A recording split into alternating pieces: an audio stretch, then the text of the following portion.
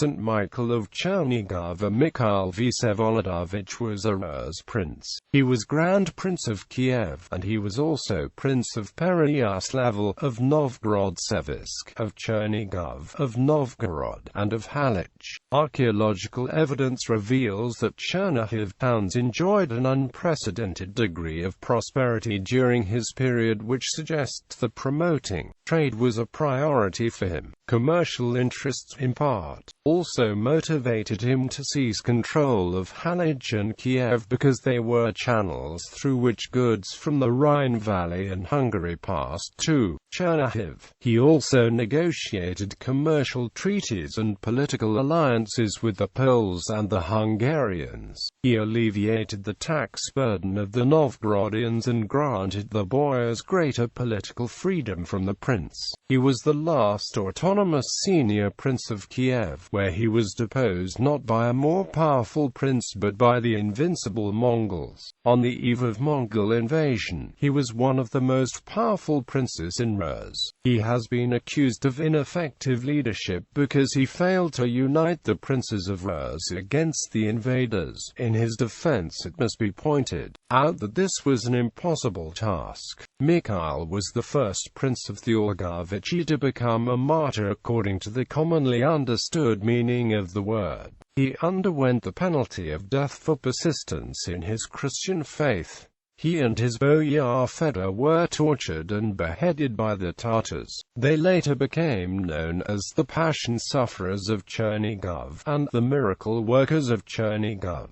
His early life. He was the only known son of Prince Vsevolodovich by Anastasia, the daughter of Grand Duke Casimir II of Poland. The patrimonial domain of his father was located in the northwestern part of the Vyatchy lands, where he undoubtedly spent his childhood. When Mikhail was a child, he suffered from a paralyzing illness. His grandfather, Grand Prince Sviatoslav III Vsevolodovich of Kiev, gave much wealth to churches in unsuccessful attempts to obtain a cure. Finally, he heard of the miracle worker Nikita living in the monastery of St. Nistas at Pereyaslavl Zaleski in Sustalia. The prince, accompanied by boyars, rode to the town and arrived at the monk's pillar. The stylite gave his staff to one of his boyars to take to the prince. Mikhail took hold of it, was cured, and walked to the miracle worker's pillar for his blessing. Following his cure, he gave a generous benefaction to the monastery and ordered a stone cross to be erected, according to one source on the 16th of May 1186, on the spot where he was cured. Although the event is reported only in late sources and embellished with biased details, the account has a ring of truth. In the summer of 1206, his father seized Kiev, sent his posadniki to all the Kievan towns, and forced Grand Prince Halych Archaeological to withdraw to Vruchi. Vsevolodovich also evicted Yaroslav Vsevolodovich from Pereyaslavl and gave the town to Mikhail. However, Halych Archaeological was determined to regain control of Kiev, and expelled Vsevolodovich with relative ease. Halych Archaeological also ordered Mikhail, who had only a small retinue at his disposal, to vacate Pereyaslavl, and thus he withdrew to his father in Chernihiv. Sometime in the summer of 1207, his father occupied again Kiev, but in October, Halych Archaeological rode to Kiev, drove out Vsevolodovich for the second time and occupied the town. Mikhail accompanied his father from Kiev. No sources report Mikhail's marriage, but evidence suggests that he married Elena Romanovna, a daughter of Prince Roman Mstislavich of Halych in 1210–1211. In June 1212, Prince Mstislav Romanovich of Smolensk, Prince Mstislav Mstislavich the Bold of Novgorod and Prince Ingvar Yaroslavich of Lusk launched a major offensive against Vsevolodovich, who confronted the attackers at Vyshgorod. However, the Rostislavichi occupied Kiev. Vsevolod Sviatoslavich fled from Kiev, probably accompanied by Mikhail, for the third time and sought safety in Chernihiv, where he died sometime in August 1212.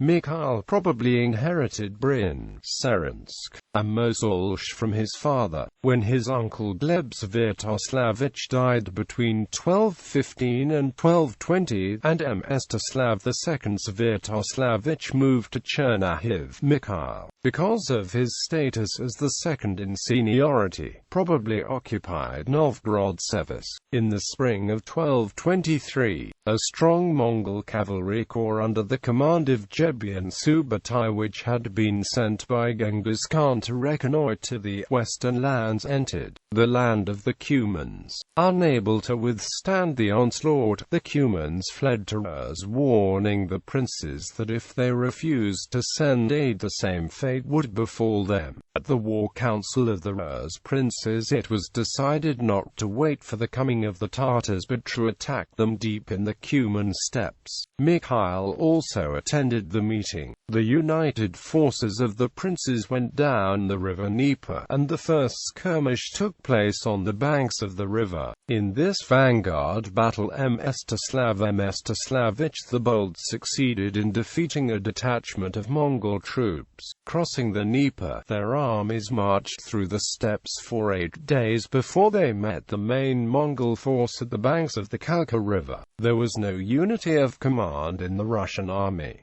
The results were disastrous. After the battle, a number of princes perished during the flight. Prince of Chernigov and Novgorod.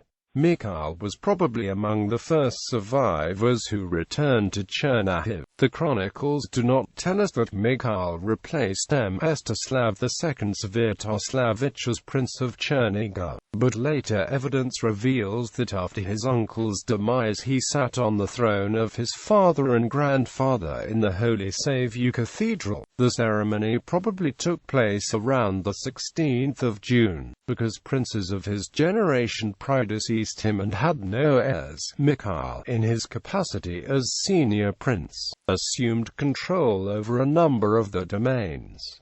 This accumulation of territories made him the largest landowner in the land. At the time, the Novgorodians acknowledged Grand Prince Yuri II Vsevolodovich of Vladimir as their overlord, but they frequently challenged his appointment of princes.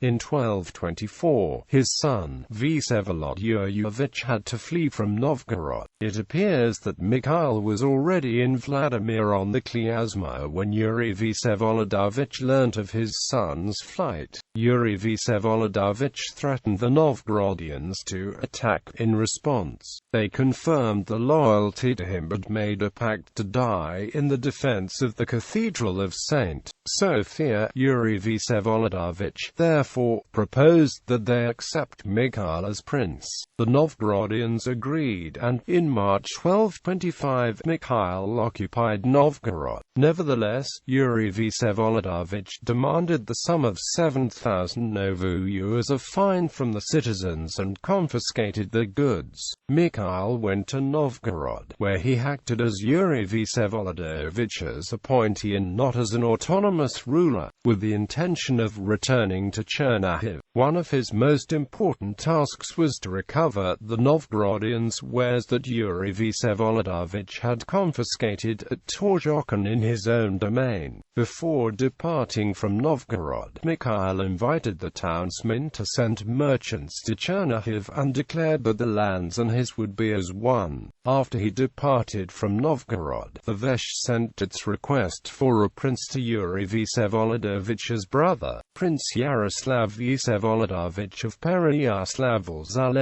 About a year after Mikhail returned to Chernihiv, it appears he became involved in a dynastic dispute. Oleg Sviatoslavich of Kursk prepared to wage war on him. The available evidence suggests that the bone of contention was Novgorod-Seversk. It is noteworthy that the chroniclers accuse neither Mikhail nor Oleg of wrongdoing, which suggests that each had a just cause. During the winter of 1227, Yuri Vsevolodovich and his nephews came to help Mikhail against Oleg Sviatoslavich. In addition to them, Metropolitan Kirill of Kiev also helped to reconcile Mikhail with Oleg, who evidently became the Prince of Novgorod-Seversk. In 1228, Grand Prince Vladimir III Rurikovich of Kiev summoned Mikhail and attacked the latter's brother-in-law, Prince Daniel Romanovich of Volodymyr-Volynski, who had seized the towns of Lusk and Chernihiv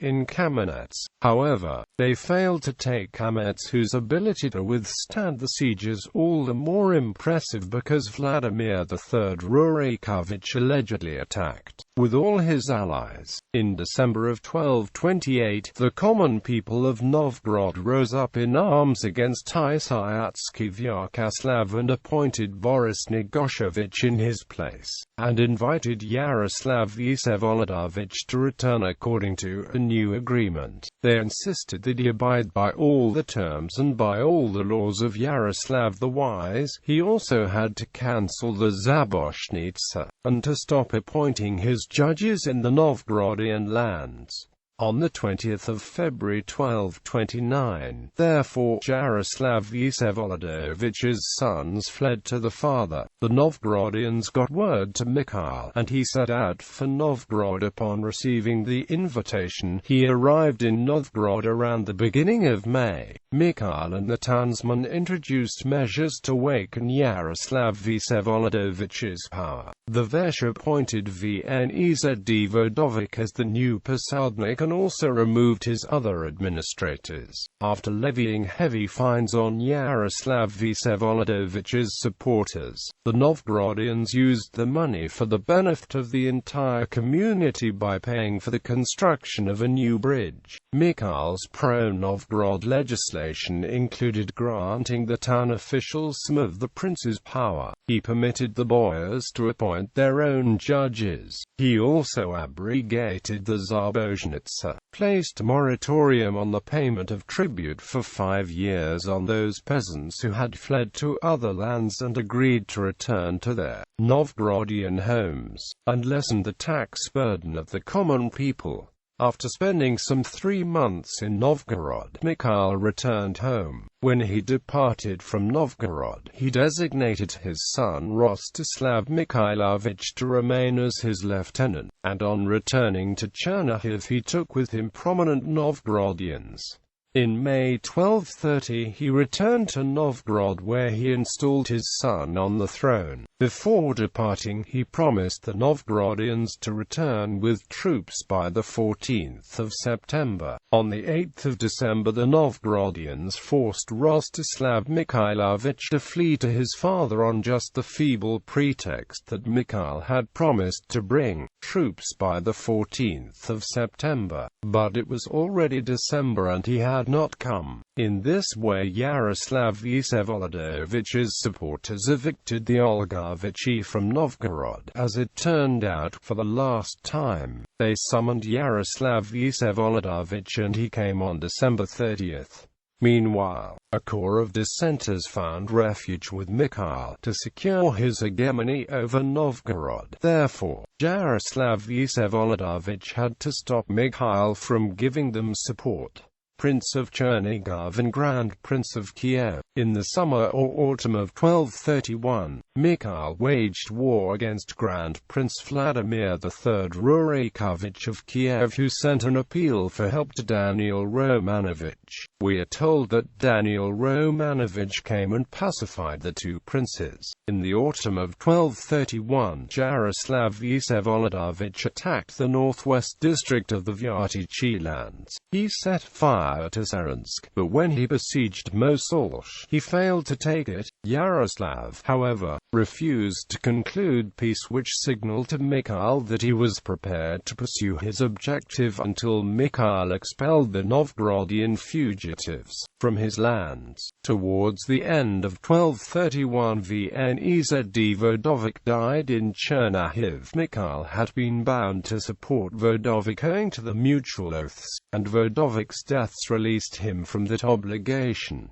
Therefore, Tysiatsky Boris Negoshevich and his band left Chernihiv before Easter of 1232. In 1232, troops sent by Vladimir III Rurikovich pursued and captured the princes of Bolekhovny who had invaded Daniel Romanovich's lands and handed them over to the latter. Mikhail and Prince Pereyaslavl Vladimirovich of Putyval threatened to attack Daniel Romanovich if he refused to release them. Although Vladimir Rurikovich renewed his pact with Daniel Romanovich, Mikhail and Pereyaslavl Vladimirovich continued waging war against them. In January 1235, Vladimir Rurikovich and Daniel Romanovich attacked Chernihiv, plundered the environs and set fire to the outer town, hoping to make Mikhail submit. He, however, promised Daniel Romanovich many gifts if he would desert Vladimir III Rurikovich. Daniel Romanovich agreed and attempted to persuade Vladimir to lift the siege, but Mikhail sallied out of Chernihiv at night, caught Daniel Romanovich's troops by surprise, and killed many of them. His brother-in-law barely escaped and was forced to withdraw to the Kievan land. Mikhail waited until Pereyaslavl Vladimirovich brought the Cumans and then rode in pursuit. The two sides clashed near Torchisk, where Vladimir Rurikovich and Daniel Romanovich were defeated, and the former and many boyars were also taken captive. Meanwhile, Mikhail's allies took Kiev, where he evidently made the German merchants who had come to Kiev via Novgorod pay redemption fees for their goods, and then appointed his puppet, Pereyaslavl Mstislavich, to the throne. At an undisclosed date after Daniel Romanovich returned to Halych from his defeat at Torchisk, its boyars rebelled and forced him to flee to Hungary. Towards the end of September, Mikhail occupied Halych, while his comrade-in-arms, Pereyaslavl Vladimirovich, seized Kamenets. In the spring of 1236, Mikhail attacked Daniel Romanovich in Volhynia. In addition to his own retinue, he was probably accompanied by Galician boyars, the princes of Bolekhovny, and troops from the Kievan land. He also sent Pereyaslavl Vladimirovich to bring the Cumans, and finally, he summoned Duke Conrad I of Masovia, who had broken off friendly ties with Daniel Romanovich. The size of his attacking force suggests that he intended to capture his brother-in-law's capital of Volodymyr-Volynski. However, the Cumans plundered the Galician lands, forcing Mikhail to abandon his campaign. Meanwhile, King Beukutele IV of Hungary renewed his father's pact with Mikhail, and seemingly relinquished his claim to Halych and also agreed to give Mikhail military aid. At the beginning of the summer of 1236,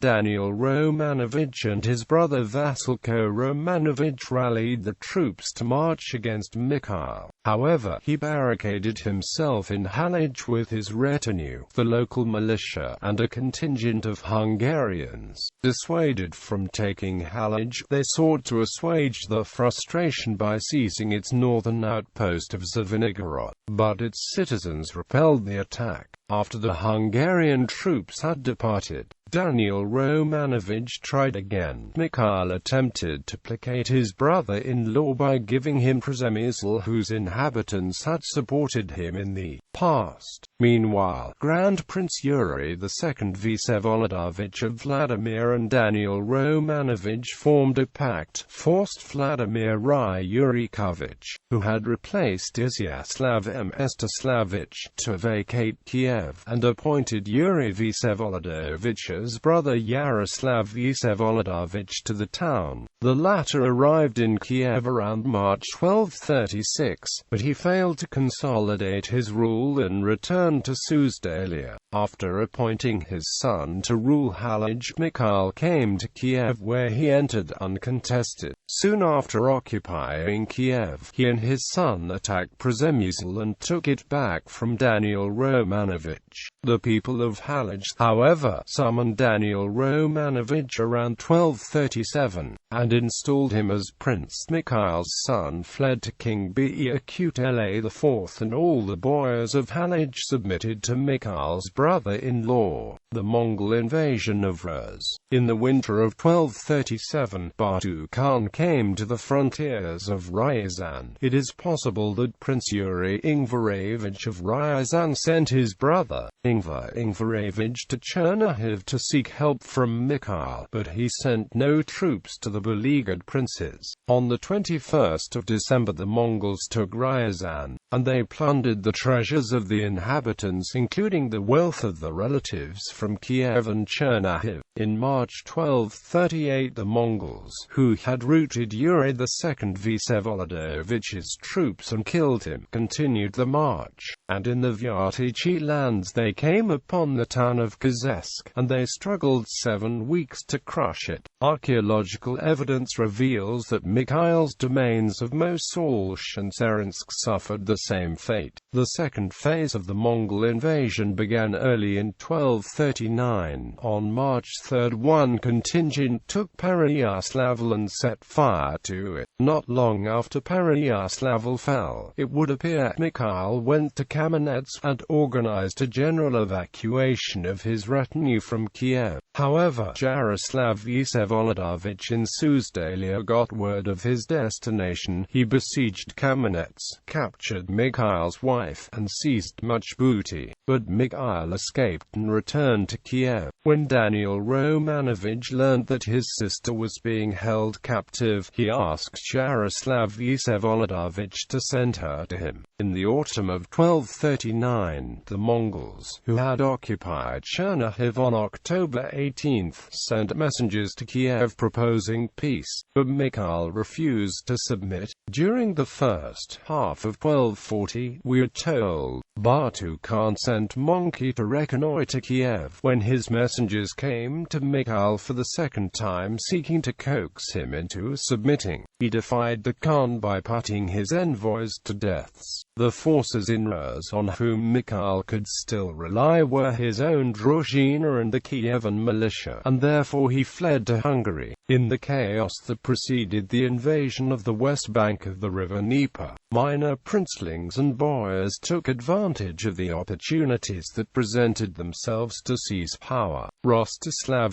Mstislavich seized Kiev, but he was evicted by Daniel Romanovich. Meanwhile, Mikhail had arrived in Hungary, where he attempted to arrange a marriage for his son Rostislav Mikhailovich with the king's daughter. In the light of Mikhail's plight, Pereyaslavl saw no advantage to forming such an alliance and evicted Mikhail and his son from Hungary. In Mazovia, Mikhail received a warm welcome from his uncle, but he decided that the expedient course of action was to seek reconciliation and sent envoys to his brother-in-law. Mikhail pledged never again to antagonize Daniel Romanovich and forswore making any future attempts on Halych. Daniel Romanovich invited him to Volhynia, returned his wife, and relinquished control of Kiev. In the face of the Mongol attack, however, Mikhail did not return to Kiev but allowed his brother-in-law's men to remain there. Towards the end of 1240, Batu Khan encircled Kiev with his troops, and the town fell on December 6.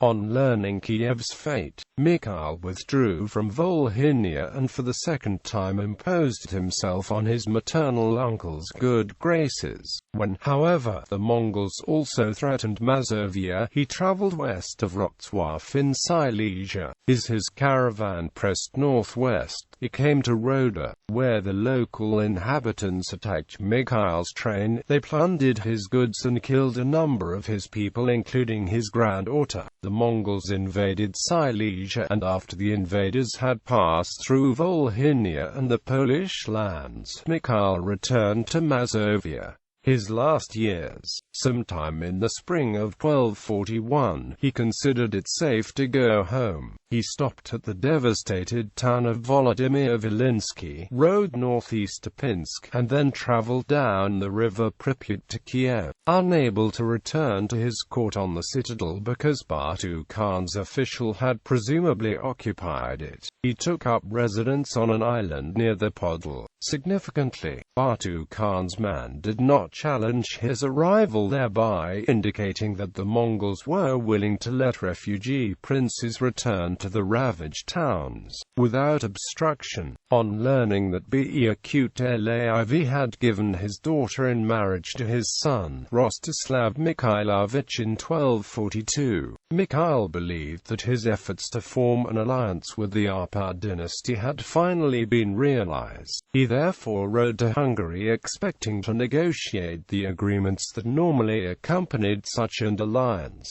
However, his hopes were dashed. The king and his son rebuffed him when he came to the king's court. Mikhail, greatly angered by his son, returned empty-handed to Chernihiv. Meanwhile, Batu Khan commanded all the princes to visit Sarai and pay him homage. Prince Yaroslav Vsevolodovich of Suzdal was the first to respond to the summons. At the beginning of 1243, he traveled to Sari, where Batu Khan appointed him senior prince in Rus. After returning to Suzdal, he sent his commander to rule Kiev. Accordingly, sometime during the second part of that year, Mikhail abandoned his court on the island below Kiev and returned to Chernihiv. But even though his authority was insecure, like all the other princes of Rus, he had to obtain Batu Khan's patent to rule his patrimony, his martyrdom and his cult. By the end of 1245, only Mikhail from among the three senior princes had not yet kowtowed to the conqueror. In the end, Mikhail went in time to preempt a Mongol punitive strike against his domain. His grandson, Boris Vasilkovich of Rostov, accompanied him. When they arrived at Sarai, Batu Khan sent messengers to Mikhail's camp instructing him to worship according to the laws of the Mongols by bowing to the fires and idols. Mikhail agreed to bow to the Khan, but he insulted the Mongol by refusing to obey his command to worship idols. Enraged by the prince's retort, Batu Khan ordered that he be put to death. He was slaughtered by Duman of Putovals, and Fedor, his boyar, was killed after him. The Novgorod-Seversk Chronicle, the oldest chronicle reporting his death, narrates that their bodies were thrown to the dogs, but as a sign of divine favor, the bodies remained unmolested and pillars of fire hovered over them. When Michael, one of the princes of Russia, came to submit to Bati, the Tatars first tried to make him pass between two fires. After this they said that he should bow south to Chinggis Khan, but he replied that he would gladly bow to Bati and his servants but not to the image of a dead man, because this is improper for a Christian. When he was repeatedly told through his son Yaroslav that he must bow, and yet he refused, Bati ordered Prince Michael killed if he would not bow. Prince Michael of Chernigov was passed between fires in accordance with ancient Turco-Mongol tradition. Batu Khan sent to stab him to death for his refusal to do obeisance to Chinggis Khan's shrine in the pagan ritual imposed by the conqueror. The prince replied that he preferred to die rather than do what was wrong. Bati sent Michael to one of his followers, who trampled on his chest with his boots until the prince died. Meanwhile, the prince comforted one of his soldiers who stood near by him by saying, "Be strong, because your punishment will not last long, and then at once eternal joy will follow." After this his head was cut off quickly with a knife. The soldier, to tell the truth, also had his head cut off with a knife. The chronicle narrative accounts show that the people of Rus acknowledged Mikhail and Fedor as martyrs immediately after their deaths. Accordingly, the bodies were later brought to Chernihiv and entombed in a side chapel dedicated to them in the Holy Saviour Cathedral. His wife survived him and promoted his cult. His daughter Maria and her sons Boris and Gleb Vasilkovich inaugurated the Feast of the Miracle Workers of Chernigov on September 20th. Built a church in their honor. Her sister, Fyodula, who had become the nun Efrosinia, also advanced his cult, to judge from a 17th century account which reports the existence of a wooden chapel in Suzdal dedicated to them. The cult was approved in 1547. When Chernihiv was occupied by the Poles in 1578, Ivan IV the Terrible had the relics of the two saints taken to Moscow, where they were placed in the Cathedral of St. Michael the Archangel. In times of oppressions particularly, these martyrs have been regarded by the Russians as the special representatives before God. Marriage and children. 1210-1211 Elena Romanovna, a daughter of Prince Roman Mstislavich of Halych and his wife, Pereyaslavl Rurikovna of Kiev Fyodula Mikhailovna, she became nun and adopted the religious name of Evfrosinya, Jew Rostislav Mikhailovich of Makso. Maria Mikhailovna, wife of Prince Vasilko Konstantinovich of Rostov, Prince Roman Mikhailovich of Chernigov and Bryansk, Prince Mstislav Mikhailovich of Karachovans of Novgorod, Prince Simeon Mikhailovich of Glukhow and Novosel, Prince Yuri Mikhailovich of Torusa and Bryansk. N.B. The existence of the last four sons is disputed.